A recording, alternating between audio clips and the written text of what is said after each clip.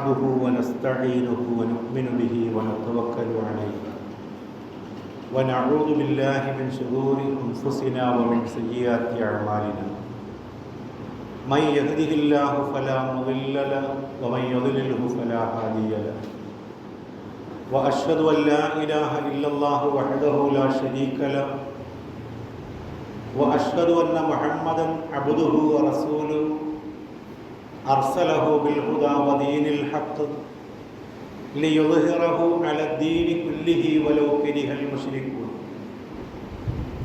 اللهم صل على محمد وعلى آل محمد كما صليت على إبراهيم وعلى آل إبراهيم إنك حميد مجيد اللهم بارك على محمد وعلى آل محمد كما باركت على إبراهيم وعلى آل إبراهيم إنك حميد مجيد أما بعد فإن أصدق الكتاب كتاب الله وخير السنن سنن محمد صلى الله عليه وسلم وشر الأمور محدثاتها وكل محدثة بدعة وكل بدعة ضلالة يا أيها الذين آمنوا أوصيكم أولا بتقوى الله أعوذ بالله من الشيطان الرجيم بسم الله الرحمن الرحيم ونفس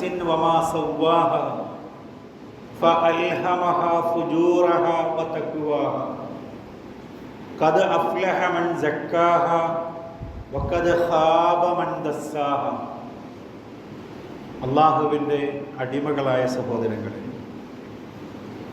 അള്ളാഹുവിൻ്റെ വിധിവിലക്കുകൾ അനുസരിച്ച് ജീവിക്കാൻ എന്നെയും നിങ്ങളെയും ആദ്യമേ ഉണർത്തുകയാണ്, ഉപദേശിക്കുകയാണ്. അപ്രകാരം ജീവിച്ചു മരിക്കാൻ അള്ളാഹു നമ്മെ അനുഗ്രഹിക്കുമാറാകട്ടെ. പരിശുദ്ധമായ ഒരു മാസം നമ്മിലേക്ക് സമാഗതമാവുകയാണ്. ഈ വിശുദ്ധ മാസത്തെ സ്വീകരിക്കാൻ ലോകത്തെ വിശ്വാസികൾ നടത്തിക്കൊണ്ടിരിക്കുന്ന ഒരുക്കങ്ങൾ നമ്മൾ കണ്ടുകൊണ്ടിരിക്കുന്നു. ഓരോ മനുഷ്യരുടെയും ഒരുക്കങ്ങൾ, അതിലൂടെ അവർ എന്താണ് ലക്ഷ്യം വയ്ക്കുന്നത് എന്ന് കുറെ കൂടി വ്യക്തമാകുന്നതാണ്. അള്ളാഹുവിൻ്റെ സവിശേഷമായ നാമങ്ങളിൽ ഒരു നാമത്തിൻ്റെ പേര് ഹക്കീം എന്നാണ്. ഹക്കീം എന്ന് പറഞ്ഞാൽ യുക്തിമാൻ എന്നും അതേപോലെ തന്നെ ജ്ഞാന സവിശേഷതയുള്ളവൻ എന്നുമാണ്. അള്ളാഹുവിൻ്റെ കൽപ്പനകളും അള്ളാഹുവിൻ്റെ വിരോധങ്ങളും പടച്ചവൻ നമ്മളോട് പാലിക്കാൻ പറഞ്ഞിട്ടുള്ള നിയമങ്ങളും എല്ലാം ഈ ജ്ഞാനത്തിൽ അധിഷ്ഠിതമാണ്. ആരാധനകളെ പൊതുവിലും വ്രതത്തെ അല്ലെങ്കിൽ നോമ്പിനെ പ്രത്യേകമായും ഈ ജ്ഞാനത്തിലൂടെ നമുക്ക് കൃത്യമായി മനസ്സിലാക്കാനും പരിശോധിക്കാനും സാധിക്കുന്നത്. എന്താണ് അള്ളാഹു അതിലൂടെ ലക്ഷ്യമാക്കി വയ്ക്കുന്നത് എന്നുള്ളത്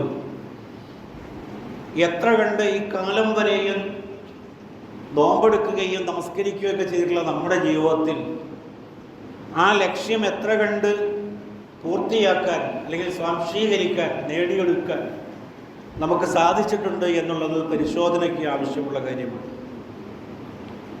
പലപ്പോഴും നമ്മുടെയൊക്കെ രീതികൾ എന്ന് പറയുന്നത് ഒരു പാരമ്പര്യമായി നമ്മൾ ചെയ്തു വരുന്ന കർമ്മങ്ങളാണ്. വെള്ളിയാഴ്ചയായ പള്ളിയിൽ പോകണം, ജുമുഅയിൽ പങ്കെടുക്കണം, ഖുതുബ കേൾക്കണം, അങ്ങനെ ഞങ്ങൾ പോകണം. അതൊരു യാന്ത്രികമായി നമ്മളിങ്ങനെ തുടർന്നു വരുന്ന പ്രക്രിയയാണ്. അതുപോലെ റമദാൻ മാസത്തിൽ നോമ്പ് നോക്കണം, തറാവീഹിൽ പങ്കെടുക്കണം, നോമ്പ് തുറപ്പിക്കണം, അങ്ങനെയൊക്കെയുള്ള പരിപാടികളും പ്രവർത്തനങ്ങളിലും ഒക്കെ ഇങ്ങനെ ഏർപ്പെടുക എന്നുള്ളത്. എന്നാൽ ഈ കർമ്മങ്ങളിലൂടെ എന്താണ് നേടിയെടുക്കേണ്ടത് എന്നതിനെ സംബന്ധിച്ചുള്ള കൃത്യമായ ആലോചന എത്ര ആളുകൾക്കുണ്ട്?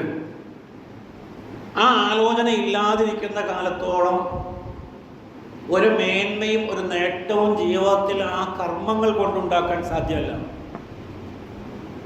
കപടവിശ്വാസികളുടെ പ്രവർത്തനങ്ങളെ പറയുന്നിടത്ത് ഖുർആനിലെ 2-ാമത്തെ അധ്യായം സൂറ ബഖറയിലെ 18-ാമത്തെ വചനത്തിൽ അള്ളാഹു പറയുന്നുണ്ട് അവരുടെ സ്വഭാവത്തെ. സുമ്മും ബുക്കുമൻ ഉമയുൻ ഫഹും ലാ യർജിഊൻ. അവര് ബധിരരാണ്, ഊമകളാണ്, അന്ധരുമാണ്. ചെവി കേൾക്കില്ല, സംസാരിക്കില്ല, കാണുകയില്ല. അതുകൊണ്ട് എന്ത് സംഭവിക്കുന്നു? ഫഹും ലാ യർജിഊൻ. സത്യം എത്ര ബോധ്യപ്പെടുത്തി കൊടുത്താലും ആ സത്യത്തിലേക്ക് തിരിച്ചു വരാൻ അവരെ കൊണ്ട് കഴിയില്ല. അതൊരു വിഭാഗം ആളുകളെ സംബന്ധിച്ച് അള്ളാഹു കൃത്യമായിട്ട് പറഞ്ഞിട്ടുള്ളതാണ്. ഏതാണ്ട് അതേ രീതിയിൽ നമ്മളായി പോകുന്നുണ്ട് എങ്കിൽ നമ്മൾ വല്ലാതെ സൂക്ഷിക്കേണ്ട സംഗതിയാണ്.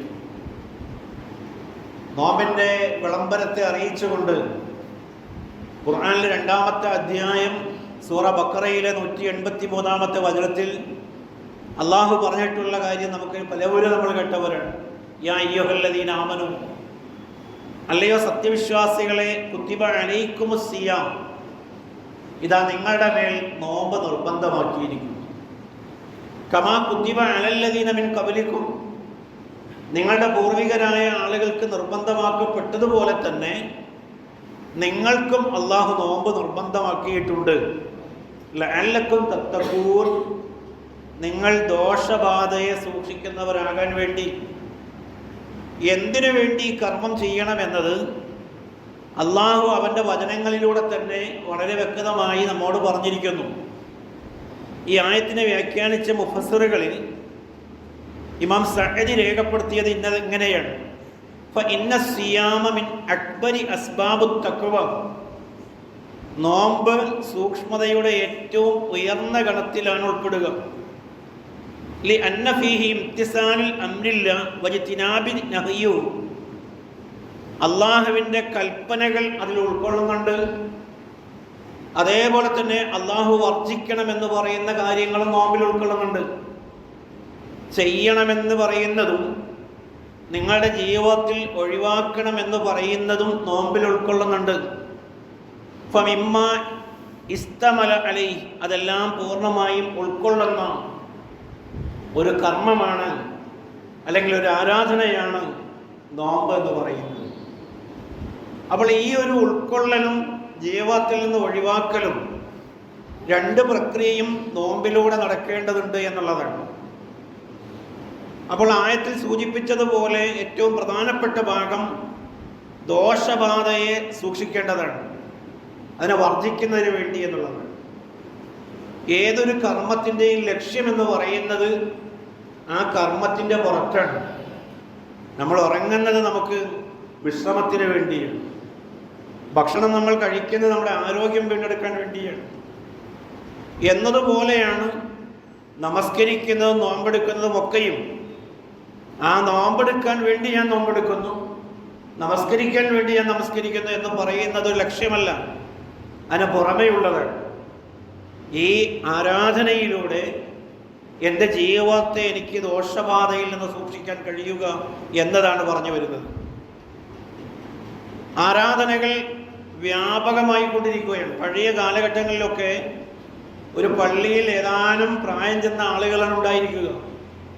രസകരമായൊരു പള്ളിയിലെ ഭരണഘടന പലപ്പോഴും നമ്മൾ വായിച്ചതായി അനുഭവത്തിൽ നിന്ന് പറഞ്ഞു കൊടുക്കാറുണ്ട്. ആ ഭരണഘടനയിലൊരു വാചകം ഇങ്ങനെയാണ്: വെള്ളിയാഴ്ച 40 വയസ്സ് തികഞ്ഞിട്ട് ഒരാൾ പള്ളിയിൽ വന്നില്ലെങ്കിൽ, ഒരു മഹല്ല് പള്ളിയാണ്, ആ വരാത്ത പുരുഷാംഗങ്ങൾക്ക് 25 പൈസ ഫൈനിടുമെന്നുള്ളതാണ്. ഒന്ന് ആലോചിച്ച് നോക്കണം. ഒരു കാലഘട്ടത്തിലെ ദീനി ബോധമാണ് പറയുന്നത്. അപ്പോൾ 25 പൈസ കൊടുക്കുന്ന ഒരാളുണ്ട് എങ്കിൽ അയാൾക്ക് വന്നില്ലെങ്കിലും കുഴപ്പമൊന്നുമില്ല, ഇവിടെ ഇടപെടാനൊന്നും ആരുണ്ടാവില്ല എന്നുള്ളതാണ്. ആ സ്ഥിതിവിശേഷം മാറിയിട്ട് പള്ളികൾ ജനനിബിഡമായി കൊണ്ടിരിക്കുന്നു. പക്ഷെ കിട്ടാതെ പോകുന്നത് ഈ ദോഷബാധയെ സൂക്ഷിക്കുന്നവർ ആകുന്ന ആ ഗണത്തിലേക്ക് വരുന്ന ആളുകൾ തുലോം കുറവായി പോകുന്നു. അതിലൊരു എത്രയോ ശതമാനം ആളുകൾ ആ കർമ്മത്തിൻ്റെ ലക്ഷ്യം കൈവരിക്കാതെ പോകുന്നുണ്ട്. ഇമാം സുന്ന അഹ്മദ് ബിൻ ഹംബൽ റിപ്പോർട്ട് ചെയ്ത ഹദീസിൽ പലപ്പോഴും നമ്മൾ കേട്ടിട്ടുള്ളതാണ്. അബൂ ഹുറൈറയിൽ നിന്ന് ഉദ്ധരിക്കുകയാണ്.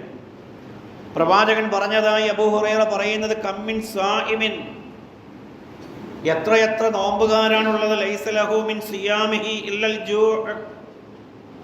ആ നോമ്പ് കഴിയുമ്പോൾ അവർക്ക് ലഭിക്കുന്നത് പട്ടിണി കിടന്നു എന്ന് മാത്രമാണ്, വിശപ്പുണ്ടായി എന്നതാണ്. വിശപ്പിനപ്പുറം ഒന്നും ലഭിക്കാതെ പോകുന്ന നോമ്പുകാർ. വകമ്മിൻ ഖായിമിൻ. അതേപോലെ എത്രയെത്ര നമസ്കാരക്കാരാണുള്ളത്, രാത്രി നമസ്കാരക്കാരായ ആളുകൾ. ലൈസ ലഹു മിൻ ഖിയാമിഹി ഇല്ല സഹർ.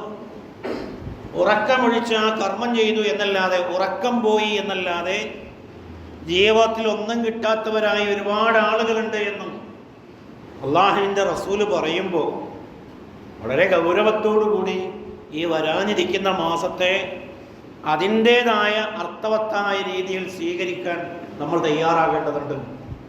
അത് എവിടെയെങ്കിലും 4 വൈറ്റ് വാഷ് ചെയ്ത് ഒരു ബാനർ വലിച്ചു കെട്ടി പ്രത്യേകമായൊരു പന്തലൊരുക്കി വീട്ടിൽ അത്യാവശ്യ സാധനങ്ങളൊക്കെ അടിച്ചുകൂട്ടി കത്തിച്ചു കളഞ്ഞു, ഏതെങ്കിലും കർഫ്യൂ ബാധിത പ്രദേശങ്ങളിൽ കർഫ്യൂവിൽ ഇളവ് ലഭിക്കുമ്പോൾ ആളുകൾ ഭക്ഷണ പദാർത്ഥങ്ങൾ ശേഖരിച്ചു വയ്ക്കുന്നത് പോലെ ഈ ഒരു മാസത്തേക്ക് വേണ്ടിയിട്ടുള്ള എല്ലാ ഭക്ഷണ വിഭവങ്ങളും ചേർത്ത് വയ്ക്കലല്ല ഒരുക്കം എന്ന് പറയുന്നത്. അതിന് മാനസികമായി നമ്മളൊന്ന് ഒരുങ്ങേണ്ടതുണ്ട് എന്നതാണ്. ഈ കർമ്മത്തിലൂടെ എനിക്കെൻ്റെ രക്ഷിതാവിലേക്ക് കൂടുതൽ അടുക്കാൻ കഴിയണമെന്നുള്ളതാണ്. കാരണം അള്ളാഹു കൽപ്പിച്ചതിൻ്റെ പേരിൽ ഞാൻ പലതും ഒഴിവാക്കുകയാണ്. അള്ളാഹു പറഞ്ഞതിൻ്റെ പേരിൽ പലതും ഞാൻ സ്വീകരിക്കുകയാണ്. ആ അർത്ഥത്തിൽ പടച്ചവന് വേണ്ടിയാണ് ഞാനിതൊക്കെ ചെയ്യുന്നത് എങ്കിൽ അള്ളാഹുവുമായിട്ടുള്ള എൻ്റെ ബന്ധം ഇത് കഴിയുമ്പോൾ എത്ര കണ്ട് വളർന്നിട്ടുണ്ട് എന്ന് നമ്മൾ ആലോചിക്കണം. ഏറ്റവും രസകരമായി കൗതുകകരമായി നമുക്ക് മനസ്സിലാക്കാൻ പറ്റുന്ന സംഗതി എന്ന് പറയുന്നത് നോമ്പൊരു കർമ്മമേ അല്ല എന്ന് പറയുന്നത്. നോമ്പിലൊരു കർമ്മമില്ലല്ലോ. പ്രതീകാത്മകമായി ഇന്നതാണ് നോമ്പ് എന്ന് വരച്ച് കാണിക്കാനോ തൊട്ട് കാണിക്കാനോ സാധ്യമല്ല. അത് നമ്മളുടെ ഇച്ഛകളുടെ മേലെയുള്ള ആത്മനിയന്ത്രണമാണ്. ഒരു നിയന്ത്രണം കൊണ്ടുവരലാണ് ഉദ്ദേശിക്കുന്നത്. അതുകൊണ്ട് തന്നെ നോമ്പിനെ വിശേഷിപ്പിച്ചിടത്ത് ഇംസാഖ് എന്ന പദം കാണാവുന്നത്. കടിഞ്ഞാൻ, ലക്കൽ ലഗാനമില്ലാതെ പോയിക്കൊണ്ടിരുന്ന ജീവിതത്തെ കടിഞ്ഞാനുള്ളതാക്കി നമ്മൾ മാറ്റുന്നു. അതിൻ്റെ ആ ഗോപ്യാവസ്ഥയെ വ്യക്തമാക്കുന്ന പ്രവാചകനിൽ നിന്ന് ഉദ്ധരിക്കുന്ന ഖുദ്സിയായ ഹദീസിൽ അള്ളാഹുവിൻ്റെ റസൂല് പറയാണ്, അള്ളാഹ് പറഞ്ഞതായി, അസ്സൗമു ലീ, ഈ നോമ്പ് വ്രതം എന്ന് പറയുന്നത് എനിക്ക് വേണ്ടി ചെയ്യുന്ന ഇബാദത്താണ്. വ അന അജ്സി ബിഹി, അതിനെ ഞാനാണ് പ്രതിഫലം നൽകുക. നമസ്കാരം നമുക്ക് മറ്റൊരാളെ കാണിച്ചുകൊണ്ട് ചെയ്യാം. ഹജ്ജും ഉംറയും സക്കാത്തും ഒക്കെ മറ്റുള്ളവരുടെ അംഗീകാരവും മറ്റുള്ളവരുടെ പ്രശസ്തിക്കുമൊക്കെ വേണ്ടി വഴിമാറിപ്പോകാൻ സാധ്യതയുള്ളപ്പോൾ ഈ കർമ്മം അള്ളാഹുവുമായിട്ടുള്ള അഭേദ്യമായൊരു ബന്ധത്തിൻ്റെ ഒരു ഈടുറ്റ കണ്ണിയായിക്കൊണ്ടാണ് അള്ളാഹു പറയുന്നത്. അപ്പോൾ ഈ ദോഷബാധയെ സൂക്ഷിക്കാൻ കഴിയണം, തക്കവയുള്ളവരാകാൻ സാധിക്കണം. ഒരാളുടെ ജീവിതത്തിൽ അങ്ങനെ ഒരു അവസ്ഥ നഷ്ടപ്പെട്ടു പോയാൽ ജീവിതം നിഷ്ഫലമായി പോകുമെന്നുള്ളതാണ്. തക്കവയില്ലാത്തവൻ്റെ ജീവിതത്തിലെ കർമ്മങ്ങൾ നിഷ്ഫലമാണ്. രണ്ടാമത്തെ പ്രശ്നം എന്ന് പറയുന്നത് പ്രകടനപരത നമ്മിലേക്ക് കടന്നു വരുന്നു എന്നുള്ളത്. ഞാൻ എന്ത് ചെയ്യുമ്പോഴും നിങ്ങളിങ്ങനെ കണ്ടുകൊണ്ടിരിക്കണം. നിങ്ങൾ കാണാത്ത മേഖലകളിൽ എൻ്റെ പ്രവർത്തനങ്ങൾ വളരെ ശുഷ്കമായി പോകും. അള്ളാഹുവിൻ്റെ റസൂല് പറയുന്നൊരു ഹദീസ് വചനമുണ്ട്, ആളുകളുടെ കൂടെയായിരിക്കുമ്പോൾ അയാൾ ഏറെ ഉന്മേഷവാനായിരിക്കുക, ആരുമില്ലെങ്കിൽ അലസനും മടിയനുമായി പോകുക. അത് കപടവിശ്വാസികളുടെ സ്വഭാവമായിട്ട് പറഞ്ഞത്. എന്ന് വച്ചാൽ നിങ്ങളുടെ കണ്ണുകളാണ് എന്നെ പ്രവൃത്തി ചെയ്യാൻ പ്രേരിപ്പിക്കുന്നത്. ആരും കാണുന്നില്ല എങ്കിൽ പടച്ചവൻ കാണുന്നുണ്ട് എന്ന വിചാരത്തോടു കൂടി കർമ്മങ്ങൾ ചെയ്യാൻ സാധിക്കുന്നില്ല എന്നാണ്. അത് ഈ പ്രകടനപരതയുടെ ഏറ്റവും മൂർത്തമായിട്ടുള്ള ഭാവമാണ് പറയുന്നത്.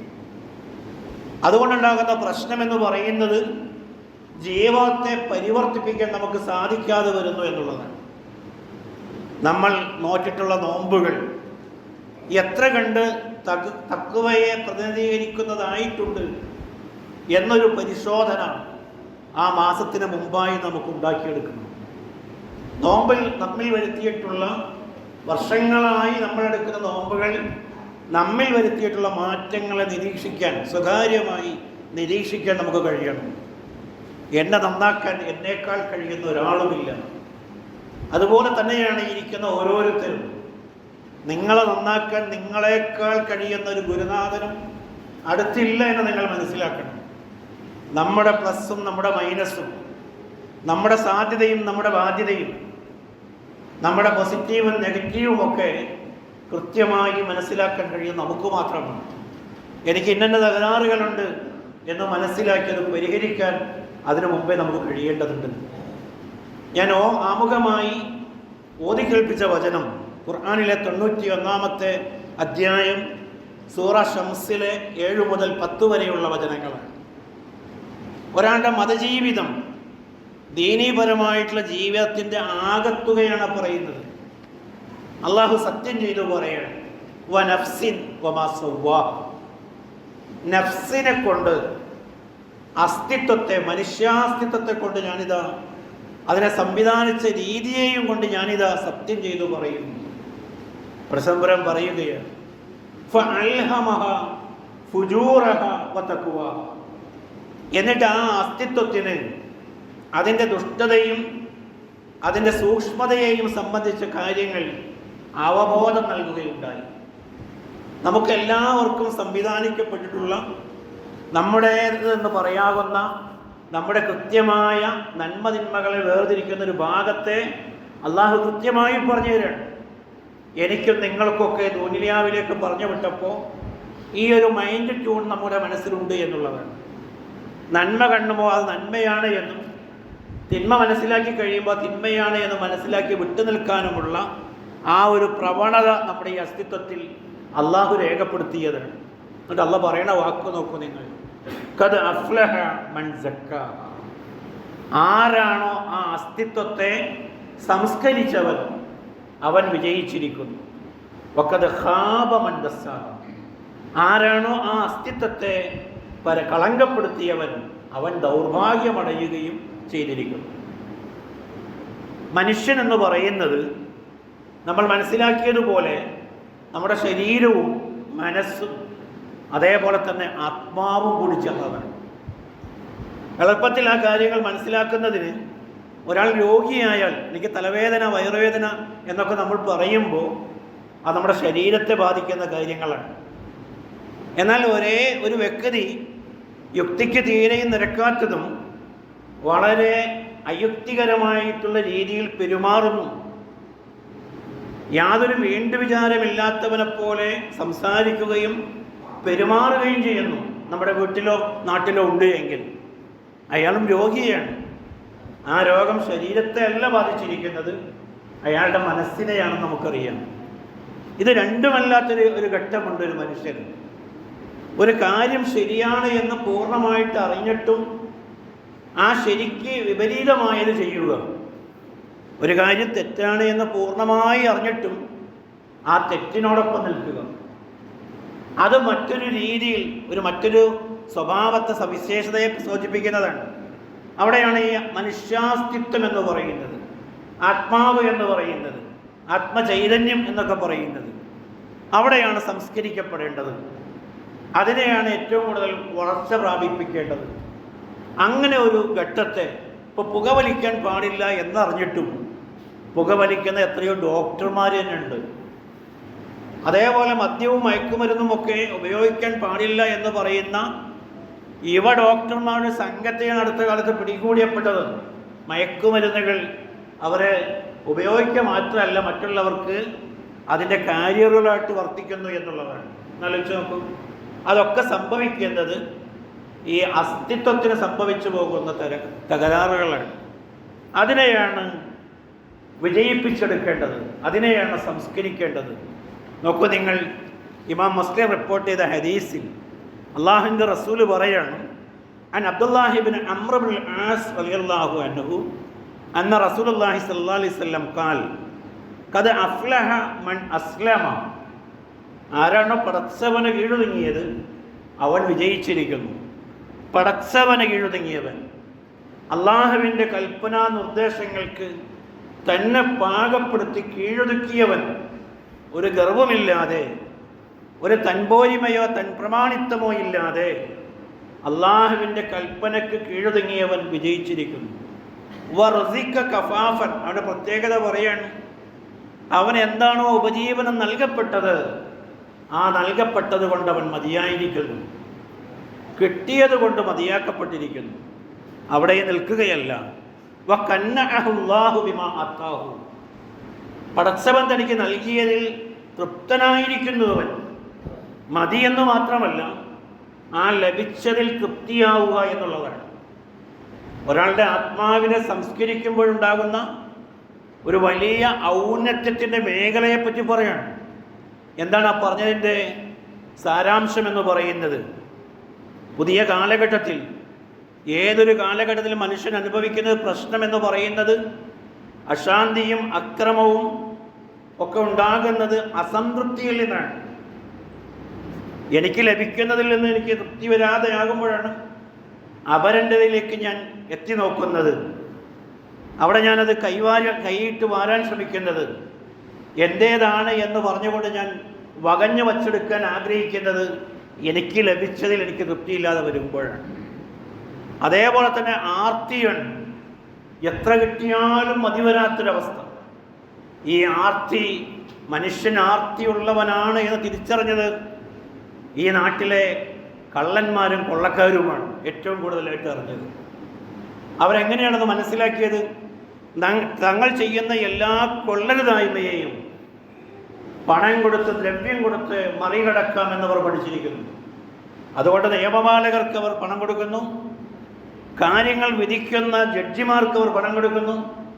അങ്ങനെ എവിടെയും മനുഷ്യൻ ആർത്തിയുടെ പിന്നിൽ തോറ്റിരിക്കുകയാണ് എന്ന് മനസ്സിലാക്കിയ ഈ നാട്ടിലെ ഏറ്റവും മോശക്കാരായ കൊള്ളക്കാരും കള്ളന്മാരും, അത് രാഷ്ട്രീയത്തിലുണ്ടെങ്കിൽ രാഷ്ട്രീയ മേഖല, മതത്തിലുണ്ടെങ്കിൽ മതത്തിൻ്റെതായ മേഖല, ഏതു ഭാഗത്താണ് അവരുള്ളത് അവിടെയൊക്കെയും ഈ ആർത്തി വിജയിച്ചു പോകുന്നതായി നമുക്ക് കാണാൻ കഴിയും. ആർത്തിയെ മിസ്യൂസ് ചെയ്യുന്നതായി കാണാൻ കഴിയും. അവിടെയാണ് വിശ്വാസികൾ, അള്ളാഹുവിന് കീഴൊതുങ്ങിയവൻ വിജയിച്ചു എന്ന് പറയുന്നത്. ആർത്തിയില്ല അവന്. എന്താണ് ലഭിച്ചത്? ലഭിച്ചതിൽ അവൻ മതിയായവനായിരിക്കുന്നു. മതി മാത്രമല്ല, അതിലവൻ സംതൃപ്തനുമാണ് എന്നതാണ്. ഇണകൾ, മക്കൾ, ജോലി, വേതനം, ചുറ്റുപാടുകൾ, ഭവനം, വീട്, വാഹനം, എത്ര പേരുണ്ട് ഇതിലൊക്കെയും സംതൃപ്തരായിട്ടുള്ള ആളുകൾ. മതി, അൽഹംദുലില്ലാ, റാഹത്താണ് എന്ന് പറയാൻ. ഒരു വിശേഷം ചോദിച്ചാൽ കുടുങ്ങിപ്പോകും. എന്തൊക്കെയുണ്ട് വിശേഷം എന്ന് ചോദിച്ചാൽ നമ്മൾ പറയാൻ നിൽക്കുന്നത് നമ്മുടെ പണ്ടപ്പെരുപ്പും പരാധീനതകളുമാണ്. അൽഹംദുലില്ലാ എന്ന് പറയാൻ, മനസ്സറിഞ്ഞ് പറയാൻ കഴിയുന്ന എത്ര ആളുകളുണ്ട്? അവിടെയാണ് ഈ പറഞ്ഞതിൻ്റെ സാരാംശം കുടിക്കൊള്ളുന്നത്. അങ്ങനെ ഉൾക്കൊള്ളാൻ കഴിയണമെന്നതാണ്. ഏറ്റവും വലിയ പ്രാർത്ഥന എന്ന് പറയുന്നത് അൽഹംദുലില്ലയാണ്. എന്നാൽ അൽഹംദുലില്ലയിൽ ഒരു ചോദ്യമോ ആവശ്യമോ ഇല്ല. തൻ്റെ ലഭിച്ചിരിക്കുന്ന സാഹചര്യങ്ങളെ അവൻ ഉൾക്കൊള്ളുന്നു എന്നുള്ളതാണ്. ഒരടിമയിൽ നിന്ന് അള്ളാഹു കേൾക്കാനും കാണാനും കൊതിക്കുന്നത്, പറയുന്നത് കേൾക്കാൻ ആഗ്രഹിക്കുന്നത് ഈ ഒരു വചനമാണെന്ന് തിരിച്ചറിയാൻ നമുക്ക് സാധിക്കണം. അങ്ങനെയാകുമ്പോൾ അള്ളാഹുവിന് കീഴുതുങ്ങുക എന്നുള്ള ഈ ആത്മശുദ്ധീകരണത്തിനൊരു മേഖല വ്രതത്തിലൂടെ പ്രദാനം ചെയ്യുന്നുണ്ട് പൊതുവിൽ എല്ലാ ആരാധനകളിലും. മറ്റൊന്ന് ഇച്ഛാശക്തിയാണ്.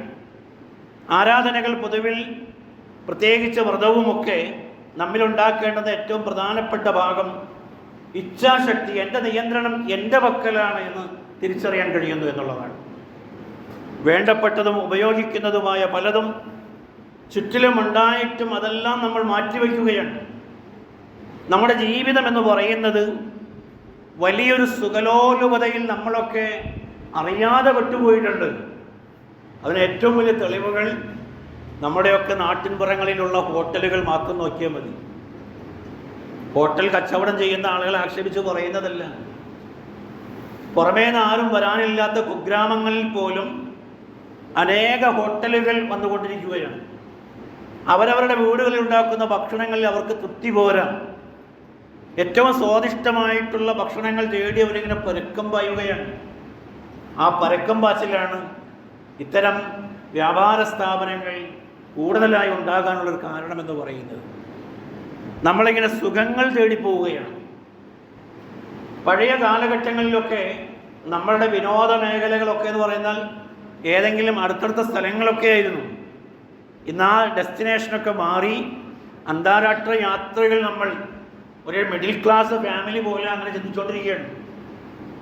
അതൊക്കെയും ഒരു സുഖലോലുപതയുടെ പിന്നാലെ നമ്മൾ പോകുന്നതിൻ്റെ ഏറ്റവും കൃത്യമായ സൂചകങ്ങളാണ്. ഖുർആനിലെ 46-ാമത്തെ അധ്യായം സൂറ അഹ്കാഫിലെ 20-ാമത്തെ വചനം, നരകാവകാശികളായ ആളുകളെ നരകത്തിൻ്റെ മുന്നിൽ പ്രദർശിപ്പിക്കുമ്പോൾ പടച്ചവൻ അവരോട് പറയുന്നൊരു വാക്കാണ് അതിനകത്തുള്ളത്. അത് വല്ലാതെ സൂക്ഷിക്കുകയും ശ്രദ്ധിക്കുകയും ചെയ്യേണ്ടതാണ്. എന്താണ് പറയുന്നത്? അദ്ഹബത്തും ത്വയ്യിബാത്തിക്കും, അദ്ഹബത്തും ത്വയ്യിബാത്തിക്കും, എല്ലാ നന്മകളെയും നിശേഷം പാഴാക്കിക്കളഞ്ഞവരാണ് നിങ്ങൾ. ഫീ ഹയാത്തിക്കും ദുനിയ, നിങ്ങളുടെ ഐഹിക ജീവിതത്തിൽ നന്മ എന്തുണ്ടോ, എന്തെല്ലാം നല്ല വിഭവങ്ങളുണ്ടോ ആ വിഭവങ്ങളൊക്കെയും നിങ്ങൾ പാഴാക്കിക്കളഞ്ഞു. വസ്തംതഅ്തും ബിഹാ, അതുകൊണ്ട് നിങ്ങൾ സുഖമാസ്വദിക്കുകയായിരുന്നു. പടച്ചവൻ നമ്മുടെ കൈകളിൽ തന്നിട്ടുള്ള ഈ വസ്തുക്കളൊക്കെയും മറ്റൊരു ലക്ഷ്യത്തിൻ്റെ പൂർത്തീകരണത്തിന് വേണ്ടി നൽകിയിട്ടുള്ള വിഭവങ്ങളാണെന്ന് തിരിച്ചറിയുന്നതിന് പകരം അതെല്ലാം എനിക്കും എൻ്റെ ഭാര്യയ്ക്കും മക്കൾക്കും സുഖിക്കാൻ വേണ്ടി മാത്രമുള്ളതാണെന്ന് തിരിച്ചറിയുന്നിടത്ത് നമ്മളെന്ന് പറയുന്ന വിശ്വാസി നരകാവകാശിയിലേക്ക് നമ്മൾ അറിയാതെ കൂപ്പുകുത്തുകയാണ്. അതാണ് ഈ ആയത്തിൽ കൃത്യമായി പറയുന്നത്. ആസ്വാദ്യ കാര്യങ്ങളിൽ മുഴുകിക്കൊണ്ട് ലക്ഷ്യം മറന്നുപോയ ആളുകളെപ്പോലെ ആകരുത് എന്നുള്ളതാണ്. നമ്മുടെയൊക്കെ അവസ്ഥ എന്താണ്? ഒരു ഉറപ്പമില്ലാത്തൊരു സംഗതി എന്ന് പറയുന്നത് മരണത്തെ പറ്റിയാണ്. പ്രസംഗിച്ച് ഈ പ്രസംഗം ഞാൻ അവസാനിപ്പിക്കുമോ എന്ന് ഒരു ഉറപ്പമില്ലല്ലോ. കഴിഞ്ഞ ശനിയാഴ്ച എൻ്റെ നാട്ടിൽ ഒരു സഹോദരി അവരുടെ മക്കളുമായിട്ട് ഇങ്ങനെ സംസാരിച്ചു കൊണ്ടിരിക്കുന്നതിനിടയിൽ പെട്ടെന്ന് അങ്ങനെ ഒരു ചെറിയൊരു വശത്തേക്ക് ഓടിപ്പോവുകയാണ്. അവർ മറിഞ്ഞു വീണു. അവരെ പെട്ടെന്ന് ആശുപത്രിയിൽ എത്തിച്ചു.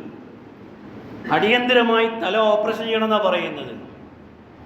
ആ ശനിയാഴ്ചക്ക് ശേഷം ഇതുവരെ അവരൊന്നും അനങ്ങിയിട്ട് പോലില്ല എന്നുള്ളതാണ്. ഒരു 40-45 വയസ്സുള്ള ഒരു സഹോദരിയുടെ അവസ്ഥയെ പറയുന്നത്. പടച്ചവൻ അവരുടെ അസുഖം ഭേദമാക്കി ആരോഗ്യത്തോടു കൂടി തിരിച്ചു വരാനുള്ള എല്ലാ ആഫിയത്തും അള്ളാഹു പ്രദാനം ചെയ്യുമാറാകട്ടെ.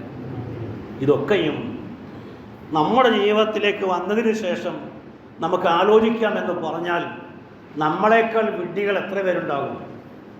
എൻ്റെയും നിങ്ങളുടെയൊക്കെ ചാര ഇങ്ങനെ ഓരോന്ന് കാണിച്ചു തരുന്നത് നമ്മളെപ്പറ്റിയുള്ളൊരു ഓർമ്മ വീണ്ടെടുക്കാൻ വേണ്ടിയാണ്.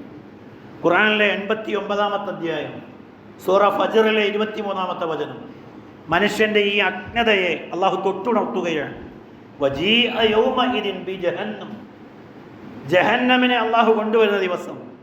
യൗമഇദിൻ യതദക്കറുൽ ഇൻസാൻ, മനുഷ്യനപ്പോൾ ഓർമ്മ വരും. പടച്ചവൻ ചോദിക്കുക, വ അന്നാ ലഹു ദിക്റ, എവിടെ നിന്നാണ് ഇപ്പോൾ ഈ ഒരു ഓർമ്മ വന്നത്? ഇതുവരെ അവഗണിച്ചു കളഞ്ഞത്, ഇതുവരെ അശ്രദ്ധമായി പോയി കൊണ്ടിരുന്ന അത്തരമൊരു വലിയ വിഷയത്തെ സംബന്ധിച്ചുള്ള ഓർമ്മ ഇപ്പോൾ എവിടെ നിന്ന് ലഭിച്ചു എന്ന് അള്ളാഹു ചോദിക്കുന്നതാണ് ആ വചനത്തിലുള്ളത്. അതുകൊണ്ട് നമ്മൾ അത്തരമൊരു വിഡ്ഢികളാകാതെ ജീവിതത്തെപ്പറ്റി കൃത്യമായൊരു കാഴ്ചപ്പാടുള്ളവരായി എൻ്റെ ജീവിതത്തെ നിയന്ത്രിക്കാനുള്ള ഇച്ഛാശക്തി, വിൽ പവർ അത് എനിക്കുണ്ട് എന്ന് നിശ്ചയിക്കാൻ നമുക്ക് സാധിക്കണം. വലിയ കാര്യങ്ങളായി നമ്മൾ പറയാറുണ്ട്. ഹറാമുകൾ ഒഴിവാക്കൽ ത്യാഗമായി കാണുന്ന ആളുകളുണ്ട്. അതൊരു ത്യാഗമേ അല്ല. ഞാൻ മദ്യം ഒഴിവാക്കുന്നുണ്ട് എന്ന് നിങ്ങളോട് പറയുന്നതിൽ എന്താ അർത്ഥമുള്ളത്? വിശ്വാസികൾക്ക് നിഷിദ്ധമാണത്. ഞാൻ കൈക്കൂലി വാങ്ങുന്നില്ല, ഒരു ഗവൺമെൻറ് ജോലിക്കാരൻ പറയാം ഞാൻ കൈക്കൂലി വാങ്ങുന്നില്ല, അത് വലിയ കാര്യമായിട്ട് പറയാം. ഇതൊരു കാര്യമേ പോലുമല്ല. അതല്ല ത്യാഗമെന്ന് പറയുന്നത്. അല്ലാഹ് അനുവദിച്ചത് നിങ്ങൾക്ക് ഒഴിവാക്കാൻ കഴിയുന്നുണ്ടോ? നിങ്ങൾക്ക് 3 നേരം സുഭിക്ഷമായി കഴിക്കാൻ കഴിയുന്ന ആഹാരം അതില്ലാത്ത ഒരാൾക്ക് വേണ്ടി ഷെയർ ചെയ്യാൻ നിങ്ങൾക്ക് പറ്റുന്നുണ്ടോ? നിങ്ങളുടെ സുഖസൗകര്യങ്ങൾ മറ്റുള്ളവരിലേക്ക് വേണ്ടി മാറ്റിവെക്കാൻ നിങ്ങൾക്ക് പറ്റുന്നുണ്ടോ? നിങ്ങൾ കൊണ്ടു നടക്കുന്ന ആസ്വാദ്യകരങ്ങളായിട്ടുള്ള കാര്യങ്ങൾ, മറ്റു പ്രയാസങ്ങൾ അനുഭവിക്കുന്നവൻ്റെ പ്രയാസങ്ങൾ നേർക്കുനേരെ കണ്ടപ്പോൾ അതിനുവേണ്ടി നീക്കിവയ്ക്കാൻ നിങ്ങൾക്കും എനിക്കും പറ്റുന്നുണ്ടോ?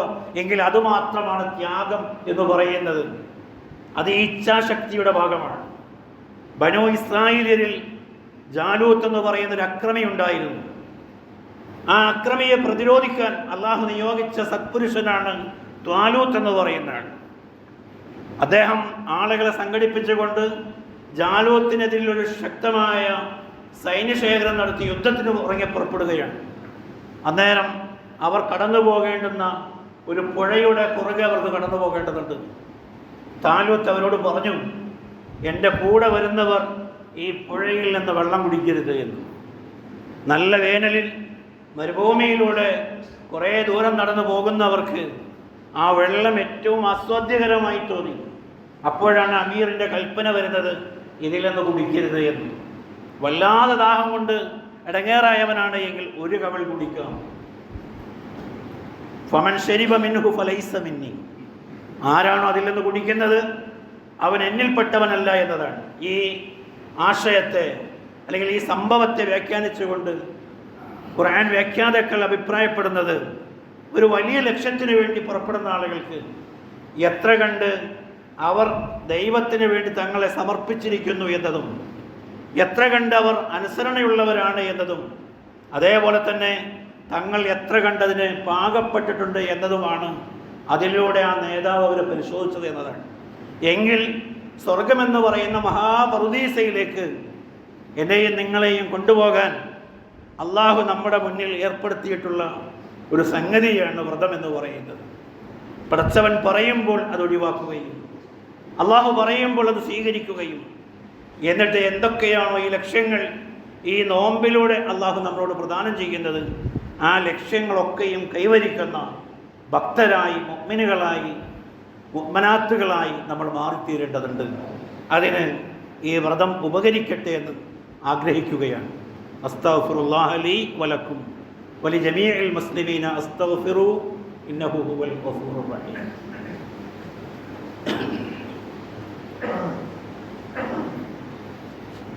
അൽഹംദുലില്ലാഹ് അസ്സലാത്തു വസ്സലാമു അലാ റസൂലില്ലാഹ് വഅലാ ആലിഹി വസഹ്ബിഹി അജ്മഈൻ. യാ അയ്യുഹല്ലദീന ആമനൂ ഉസീകും സാനിയൻ ബിത്തഖ്വല്ലാഹ്. അള്ളാഹുവിൻ്റെ അടിമകളായ സഹോദരങ്ങളെ, അള്ളാഹുവിൻ്റെ വിധിവിലക്കുകൾ അനുസരിച്ച് ജീവിക്കാൻ ഒരിക്കൽ കൂടെ എന്നെയും നിങ്ങളെയും ഉണർത്തുകയാണ്, ഉപദേശിക്കുകയാണ്. അപ്രകാരം ജീവിച്ചു മരിക്കാൻ അള്ളാഹു നമ്മെ അനുഗ്രഹിക്കുമാറാകട്ടെ. മൃഗങ്ങളിൽ നിന്ന് നമ്മെ വേർതിരിക്കുന്ന ഒരു മഹത്തായ സ്വഭാവം നമ്മിലുള്ള ലജ്ജയാണ്. ഓരോരുത്തരുടെയും സ്വകാര്യത അവരിൽ പരിമിതമായി നിലനിർത്താൻ നമുക്ക് സാധിക്കണം. പുതിയ കാലഘട്ടത്തിൽ മറകൾ പാടില്ല എന്നതാണ് പുതിയ യുക്തി എന്ന് പറയുന്നത്.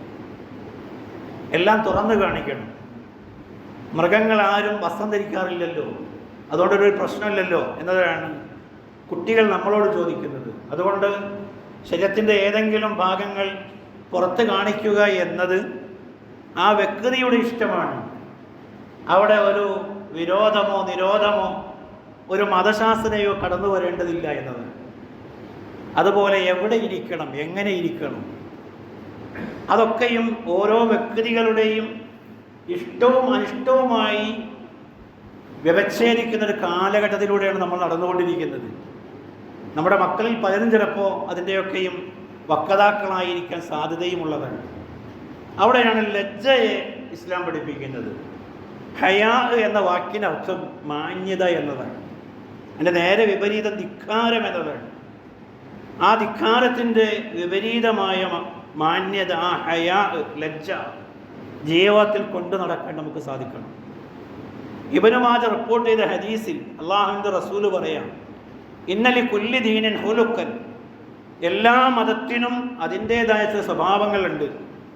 വ ഹുലുക്കുൽ ഇസ്ലാമിൽ ഹയാ, ഇസ്ലാമിൻ്റെ സ്വഭാവം എന്ന് പറയുന്നത് മുസ്ലിങ്ങൾ ലജ്ജയുള്ളവരാണ് എന്നത്.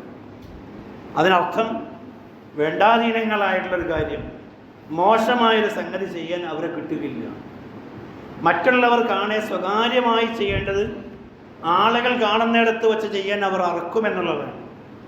പുതിയ കാലഘട്ടങ്ങളിൽ പ്രണയം അതിൻ്റെ എല്ലാ അതിരുകളും ഭേദിച്ചുകൊണ്ട് നമ്മൾ പ്രണയിക്കുന്ന പ്രണയിനിയുമായിട്ടുള്ള നമ്മുടെ രാസലീലകളൊക്കെയും മറ്റുള്ളവരൊക്കെ ഒന്ന് കണ്ടുകൊള്ളട്ടെ, അതൊരു അംഗീകാരമായിട്ട് വരികയാണ്. ഈ 25 വർഷം 26 വർഷമൊക്കെ ഭാര്യാഭർത്തൃക്കളായി ദമ്പതിമാരായി ജീവിച്ച ആളുകൾ അവരാ 25-ാം വർഷത്തിൻ്റെ സിൽവർ ജൂബിലിയൊക്കെ ആഘോഷിക്കുന്ന സമയത്ത് ഫോട്ടോ എടുത്തിടാറുണ്ട്. അതൊരു കാലഘട്ടത്തിൽ പണ്ടൊരു പാമ്പ് വയലായതിനുണ്ടായിരുന്നു. 60 മൂർഖൻ പാമ്പിൻ്റെ കൂടെയാണ് അയാൾ കഴിഞ്ഞുകൊണ്ടിരുന്നത് ഉത്സവ നഗരികളിൽ. എന്നിട്ട് 2 ദിവസവും 3 ദിവസവും കഴിയുമ്പോൾ അതൊരു അത്ഭുതമായിട്ട് അയാൾ പറയും, വിഷബാധയൊന്നും കേട്ടിട്ടില്ല എന്നതിന് സമാനം, എന്നതിനെ കിടപിടിക്കുന്നത് പോലെ 25 കൊല്ലമായിട്ട് ഞങ്ങൾക്കൊന്നും പറ്റിയിട്ടില്ല, ഇവിടുന്ന് അങ്ങോട്ടും വിഷബാധയില്ല, അവിടുന്ന് ഇങ്ങോട്ടും ഇല്ല എന്ന അർത്ഥത്തിൽ നമ്മളുടെ എല്ലാ അന്തസ്സിനെയും ഇടിച്ചു താഴ്ത്തുന്ന രീതിയിൽ നിങ്ങൾ ഭംഗിയായി ജീവിക്കുന്നു എന്നുള്ളത് ഞങ്ങളുടെ അംഗീകാരവും കയ്യൊപ്പും ആവശ്യമുള്ള കാര്യമുണ്ടോ? അതിങ്ങനെ നടക്കുകയാണ്, അതിൻ്റെ ആ രീതിയൊക്കെ മാറുകയാണ്. അതിന്ന് ഫോട്ടോഷൂട്ടായിട്ട് വരികയാണ്. എന്നിട്ട് എന്ത് ചെയ്യുന്നു? അവരിങ്ങനെ ആടുന്നു, പാടുന്നു, പരസ്പരം ആലിംഗനം ചെയ്യുന്നു, ഉമ്മ വയ്ക്കുന്നു. അതൊക്കെ ഇങ്ങനെ നമ്മൾ കണ്ടുകൊണ്ടിരിക്കുന്നു. അല്ലെങ്കിൽ നമ്മൾ കാണാൻ വേണ്ടി അതൊക്കെ അത്തരം ഇടങ്ങളിൽ അവർ പോസ്റ്റ് ചെയ്യുന്നു. അത് ഈ ലജ്ജ എന്ന് പറയുന്ന ശീലം കുറ്റിയറ്റ് പോയതിൻ്റെ ലക്ഷണമാണ്. നോക്കൂ നിങ്ങൾ, ഇമാം തിർമിദി റിപ്പോർട്ട് ചെയ്ത ഹദീസ്, അള്ളാഹുവിനെ പറ്റി പറയാം, ഇന്നല്ലാഹ ഹയ്യുൻ കരീമുൻ യസ്തഹി ഇദാ റഫഅ റജുലു ഇലൈ യദൈ അൻ യറുദ്ദഹുമാ സിഫ്റൻ ഹായിബത്തൈൻ. പടച്ചവൻ ഏറെ ലജ്ജയുള്ളവനാണ്, അതേപോലെ മാന്യനുമാണ് അള്ളാഹു. അതുകൊണ്ട് നിങ്ങളിൽ ഒരാൾ അള്ളാഹുവിലേക്ക് 2 കൈ ഉയർത്തിക്കൊണ്ട് എന്തെങ്കിലും ഒരു കാര്യം ചോദിച്ചാൽ പടച്ചവൻ നിരാശനായിട്ട് ആ കൈയിനെ മടക്കാൻ ഇഷ്ടപ്പെടുന്നില്ല അള്ളാഹു. അതുകൊണ്ട് പ്രാർത്ഥനകൾക്ക്, അള്ളാഹുവിലേക്കുള്ള പ്രാർത്ഥനകൾ നിഷ്ഫലമായി എന്ന് വിചാരിക്കേണ്ടതില്ല. അള്ളാഹു ലജ്ജയുള്ളവനാണ്, നിങ്ങൾ ചോദിച്ചാൽ നൽകുമെന്നതാണ്. എല്ലാ അമ്പിയാക്കളുടെയും പ്രസ്താവനയായിക്കൊണ്ട് പ്രവാചകൻ സല്ലല്ലാഹു അലൈഹി വസല്ലം ബുഖാരി ഉദ്ധരിക്കുന്ന ഹദീസിൽ പറഞ്ഞു, ഇദാലം തസ്തഹ് ഫസ്നഅ മാ ശിഅത. നിനക്ക് ഈ പറഞ്ഞ മാന്യതയില്ല എങ്കിൽ, നിനക്ക് ഈ പറഞ്ഞ ലജ്ജയില്ല എങ്കിൽ തോന്നിയതുപോലെ നീ ആയിക്കൊള്ളൂ എന്നാണ് പറയുന്നത്. അപ്പോൾ ദീനിൻ്റെ എല്ലാ നന്മയെയും നശിപ്പിച്ചു കളയുന്ന ഏറ്റവും ദുശ്ശീലമായിട്ടുള്ള സ്വഭാവ വൈകൃതമാണ് ലജ്ജ എന്ന് പറയുന്നത്, അല്ല ലജ്ജയില്ലായ്മ എന്ന് പറയുന്നത്. അതുകൊണ്ട് ലജ്ജയുള്ളവരായി തീരാൻ ഞാനും നിങ്ങളും പരിശ്രമിക്കേണ്ടതുണ്ട്. നമ്മൾ സ്വകാര്യമായി ചെയ്യുന്ന സ്വകാര്യതയിൽ മാത്രം ഒതുക്കി നിർത്താൻ ശീലിക്കേണ്ടതുണ്ട്. പരസ്യമായി ചെയ്യാൻ പാടുള്ളതേ പരസ്യമായി ചെയ്യാൻ പാടുള്ളൂ. ആ നിലയിൽ നമ്മുടെ സ്വഭാവ സവിശേഷതകളെ സംസ്കരിക്കാൻ വരാനിരിക്കുന്ന ആരാധനകളും കർമ്മങ്ങളുമൊക്കെയും അതിലേക്ക് കൂടി ഉപകാരപ്പെടേണ്ടതുണ്ട്. അത്തരം വിശ്വാസികളിൽ അള്ളാഹു നമ്മെ ഉൾപ്പെടുത്തി അനുഗ്രഹിക്കുമാറാകട്ടെ. സഹോദരങ്ങളെ, നമ്മുടെ ഈ പള്ളിയിൽ നമ്മൾ കാണുന്നത് പോലെ ഒരുപാട് നിർമ്മാണ പ്രവർത്തനങ്ങൾ നടന്നുകൊണ്ടിരിക്കുകയാണ്. ഈ പള്ളി